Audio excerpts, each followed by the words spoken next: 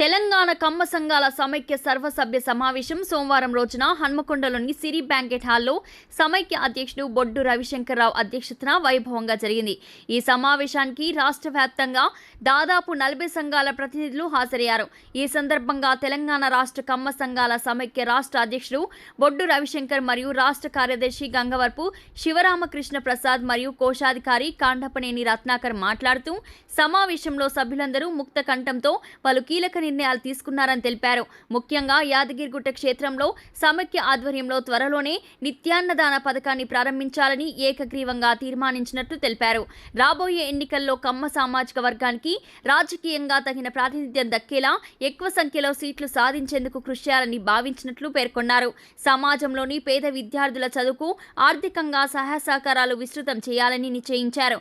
రాష్ట్రంలోని అన్ని కమ్మ సంఘాలు ఐక్యంగా ముందుకు సాగుతూ అనుకున్న లక్ష్యాలను సాధించాలని, ఈ దిశగా నాయకులందరి ఆజ్ఞలను అనుసరిస్తూ ముందుకు కొనసాగుతామని ఆయన వెల్లడించారు.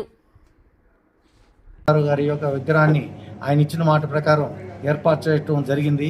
అలానే ఇక ముందు కూడా మా సామాజిక వర్గానికి ఎవరెవరు సహాయం చేస్తారో వారికి కృతజ్ఞతాభావంతో మేము కూడా వారంటే ఉంటాము.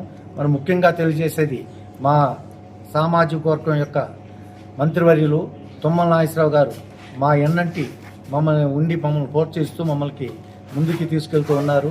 వారికి మీ అందరి సమక్షంలో ఈ పత్రికా సమావేశంలో మరొకసారి కృతజ్ఞతలు తెలుపుకుంటూ సెలవు తీసుకుంటున్నాను.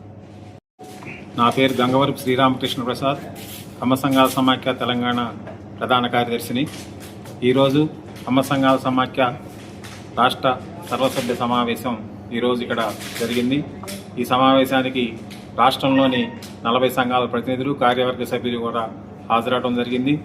అలాగే ఈ సమావేశంలో ఈ సంఘం ఇంకా పటిష్టంగా చేయాలని చెప్పి, సంఘాలు లేని చోట సంఘాలను ఏర్పాటు చేయాలని చెప్పి విస్తృతమైన సమావేశాలను ఏర్పాటు చేస్తూ సామాజిక వర్గాన్ని ఐక్యం చేస్తూ సామాజిక వర్గంలోని పేదవారి అభివృద్ధికి పాటుపడే విధంగా ఈ సంఘం పనిచేయాలని, అలాగే మన సామాజిక వర్గంతో పాటు మన చుట్టుపక్కల ఉన్న సామాజిక వర్గాల యొక్క పేదలను కూడా వారికి కూడా సాయం చేసే విధంగా ఈ సంఘాన్ని ముందుకు తీసుకోవాలని మాకందరికీ వాళ్ళందరూ సూచించడం జరిగింది.